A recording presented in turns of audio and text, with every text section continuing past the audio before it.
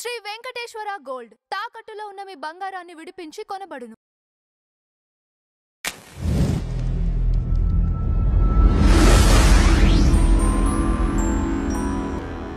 Madam నమస్కారం. నమస్తే అండి. కాకినాడ తునిలో జరిగిన ఇన్సిడెంట్ సోషల్ మీడియాలో వైరల్ అయింది. నిన్న వైరల్ అయింది, ఇవాళ మార్నింగ్ అతను సూసైడ్ చేసుకొని చనిపోయాడు అని మనకు వస్తున్న వార్త. అయితే పోలీసులే కావాలని ఎన్కౌంటర్లో చంపేశారని వాళ్ళ బంధువుల ఆరోపణ. ఫ్యామిలీ మెంబర్స్, వాళ్ళ కూతురు అయితేనేంటి, లేకపోతే అలానే కొడుకు కూడా పోలీసులతో వాగ్వాదం జరుగుతోంది అక్కడ చెరువు దగ్గర. ఇందులో అసలు వాస్తవాలు ఎంత, అసలు అతను నిజంగా చేశాడా లేదా, ఎంతవరకు వాస్తవం? నాకు చాలా సందేహాలు ఉన్నాయండి. అంటే ఇతను చేయలేదనే సందేహం అయితే నాకు లేదు. 3 సార్లు ఇప్పటికి అమ్మాయిని తీసుకెళ్ళాడు బెదిరించి. మీ అమ్మని చంపేస్తాను నువ్వు రాకపోతే అని తీసుకెళ్ళాడని న్యూస్. గురుకుల్ పాఠశాల హెడ్ మిస్ట్రెస్ ఎవరో ఉంటారు కదా, వాళ్ళు ఎలా పంపిస్తారు? నెంబర్ 1. ఎందుకంటే తాత అని చెప్పినా కూడా నువ్వు అంతకుముందు చూసావా, వాళ్ళ అమ్మ నాన్న చెప్పారా ఫలానా వాళ్ళు వస్తారు మా పిల్లని పంపించమని? ఇవి చాలా ఇంపార్టెంట్ అండి. ఇప్పుడు 13 ఏళ్ల పిల్ల తెలిసి తెలియని వయసు, అంత బుర్ర ఏమి ఎదగదు కదా, వికసించదు వాళ్ళకి. వాడు ఏం చెప్పి తీసుకెళ్ళాడు? అమ్మాయి కూడా ప్రతిఘటించలేదు పాపం. అంటే తల్లి మీద అంత ప్రేమ ఉంది అమ్మాయికి. ఇక్కడ తల్లిదండ్రులు వాళ్ళు వచ్చి రెగ్యులర్గా చూసుకుంటున్నారా లేదా పిల్లల్ని, పిల్లకి చెప్తారా లేదా, మేం కాకుండా ఇంకెవరు వచ్చినా వెళ్ళొద్దు అని ముందే హింట్ ఇవ్వాలి కదా స్కూల్లో పంపించేటప్పుడు గురుకులానికి. ఇక్కడ ఎవరిది తప్పు? ఇప్పుడు దీన్ని తీసుకెళ్ళి తెలుగుదేశం కూటమి మీద వేద్దామా, తెలుగుదేశం మీద వేద్దామా, అది కాదు. ఇక్కడ అసలు వైసీపీనా, ఇది కాదండి కావాల్సింది. వైసీపీ వాళ్ళ, తెలుగుదేశం వాళ్ళ, లేకపోతే జనసేన వాళ్ళ, బీజేపీ వాళ్ళ, ఇక్కడ పార్టీలు ఎందుకు వస్తాయి? ఇక్కడ ఒక వ్యక్తి, ఒక విక్టిమ్ ఉంది అక్కడ. ఆ అమ్మాయికి ఎవడు న్యాయం చేయాలి అని ఆలోచిస్తారా? ఫలానా పార్టీ వాడు చేశాడు, అదే ముఖ్యం మనకి. ఇప్పుడు ఏమవుతుందంటే ప్రతిదీ కూడా పక్కదోవ పట్టిస్తున్నారు. ఒక ఇన్సిడెంట్ జరిగాక ఆ ఇన్సిడెంట్ ఎవరికైతే జరిగిందో వాళ్ళకి ఎవరు న్యాయం చేస్తారు? పార్టీలకి అతీతంగా. అది కదా ఆలోచించాలి. అది ఎవడో ఆలోచించట్లే. ముందు వైరల్ అయిపోయేది తెలుగుదేశం వాట, లేదు ఫలానా వైసీపీ వాట, లేకపోతే ఫలానా జనసేనట. వాడు ఎవడైనా వాడు మనిషేగా. 62 ఏళ్ల వ్యక్తి తెలుగుదేశం కౌన్సిలర్గా చేశాడు గతంలో. వాడు అసలు ఎందుకు వెళ్ళాడు? వాడు అనే అంటున్నా, నేను కావాలనే అంటున్నా. రెస్పెక్ట్ ఇవ్వాల్సిన పని లేదు. ఒక మనిషి నీచాతి నీచంగా ప్రవర్తించినప్పుడు వాళ్ళ గౌరవం ఇవ్వక్కర్లా మనం. అతన్ని అసలు ఆ రకంగా అతను చెరువులో దూకి చచ్చిపోయాడు అంటున్నారు. అసలు నన్ను అడిగితే ఖండఖండాలుగా కోసేయాలి మనుషుల్ని. తప్పులేదండి. మనం ఎన్నిసార్లు చెప్పినా సౌదీ అరేబియాలో జరిగేలాగా జరగాలండి. ఆ భయం రావాలి. 13 ఏళ్ల పిల్ల ఎంత మెంటల్ టార్చర్ అనుభవించి ఉంటుంది. అసలు ఏంటండి ఇది? ఇందులో ఇప్పుడు ఎవరు రెస్పాన్సిబిలిటీ తీసుకోవాలి? ఇప్పుడు హోమ్ మినిస్టర్ తీసుకోవాలి. హోమ్ మినిస్టర్కి తెలుస్తుందా ప్రతిదీ? నా ఇంట్లో ఏదో జరుగుతుంది అనుకోండి, దానికి హోమ్ మినిస్టర్కి సంబంధం ఏంటండి? అక్కడ వైఫల్యం నాలో ఉండొచ్చు, లేదు అక్కడ ఏదో జరిగి ఉండొచ్చు, బియాండ్ అవర్ ఇది. మనం ఎన్ని జాగ్రత్తలు, ఎన్ని ప్రికాషన్స్ తీసుకున్నా కొన్ని జరుగుతాయి.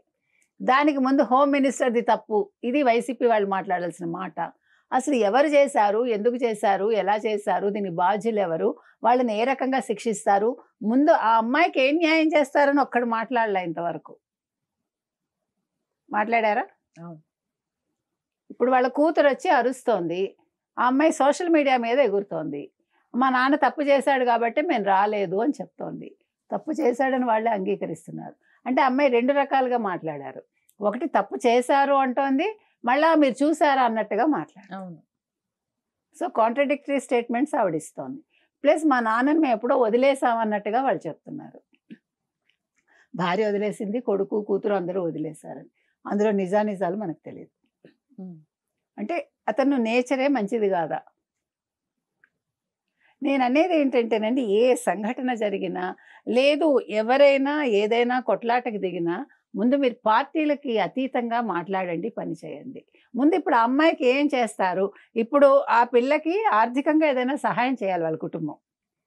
మీరు మీ నాన్నను వదిలేశారా లేదా అది ఇమ్మెటీరియల్. ఖచ్చితంగా ఆ పిల్లకి, ఎందుకంటే ఇది జరిగాక ఆ పిల్ల ఎంత మెంటల్ టార్చర్ అనుభవిస్తుంది, ఎంత మెడికేషన్ అవసరం అమ్మాయికి. ప్రతిదీ గవర్నమెంటే ఎందుకు చేయాలండి? ఇప్పుడు ఎవరైతే విక్టిమ్ ఉన్నారో, ఎవడైతే చేశాడో వాళ్ళ కుటుంబం కూడా ఆ పిల్లని ఆదుకోవాలి కదా! నేను ప్రతి తల్లి, తండ్రికి ఒకటే చెప్తానండి. మీ పాపని మీరు గురుకులాల్లో పెట్టేటప్పుడు దయచేసి 10 సార్లు చెప్పండి. మేము తప్ప ఎవరొచ్చినా నువ్వు వెళ్ళొద్దు. అది చెప్పాలండి. ప్లస్ ప్రిన్సిపల్ కూడా ప్రిన్సిపాలో, హెడ్ మిస్ట్రెసో ఎవరైనా సరే ఎలా పంపిస్తారు? ఒక కొత్త వ్యక్తితో ఎలా పంపిస్తారు? మీకు ఫోన్ అందుబాటులో ఉందిగా. మీరు వాళ్ళ అమ్మా నాన్నతో మాట్లాడొచ్చుగా. మాట్లాడాలి గాని మీ బాధ్యత అది. వార్డెన్ కావచ్చు, హెడ్ మిస్ట్రెస్ కావచ్చు, క్లాస్ టీచర్ కావచ్చు, వాళ్ళు ఫోన్లు చేయకుండా పంపించకూడదు. వాళ్ళు చేశాక అడిగి పలానా వాళ్ళొచ్చారు. ఫోటో ఇప్పుడు మనకి వీడియో కాల్స్ ఉన్నాయి. అందరి దగ్గర స్మార్ట్ ఫోన్స్ ఉన్నాయి.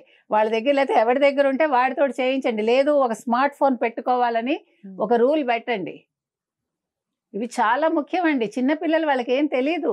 మీరు వాళ్ళని అంటానికి కూడా లేదు. వాళ్ళు భయపడతారు. వాడికి ఆ పిల్లకి తినుబండారాలు ఏవో ఇచ్చేట వాడు.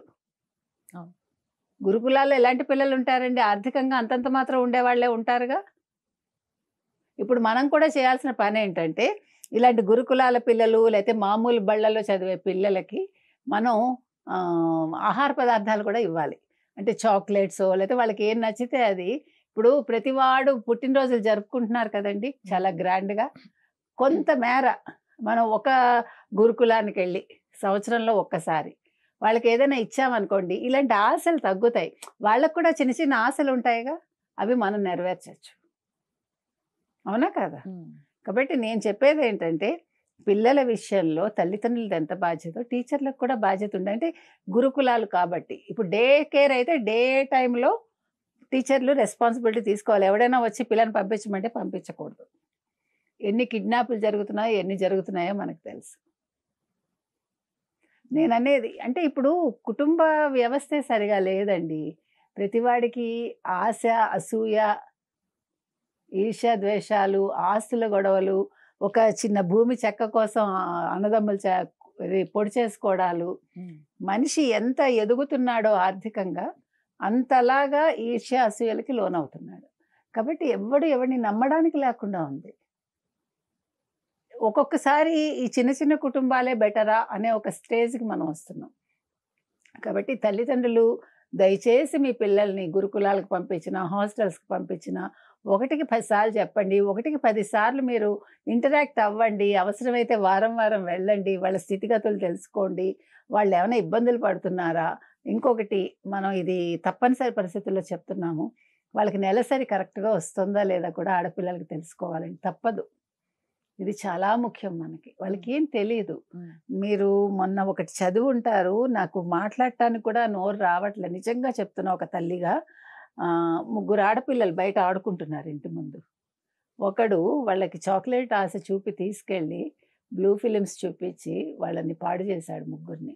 పాడు చేస్తే తల్లికి తెలీలా. ఇద్దరు అక్క చెల్లెలు, ఓ బయట వాళ్ళ పిల్ల. వాళ్ళు స్కూల్‌కెళ్ళాక పిల్లలు ఎలా పుడతారో మీకు తెలుసా అని పక్క పిల్లల్ని అడుగుతున్నారట.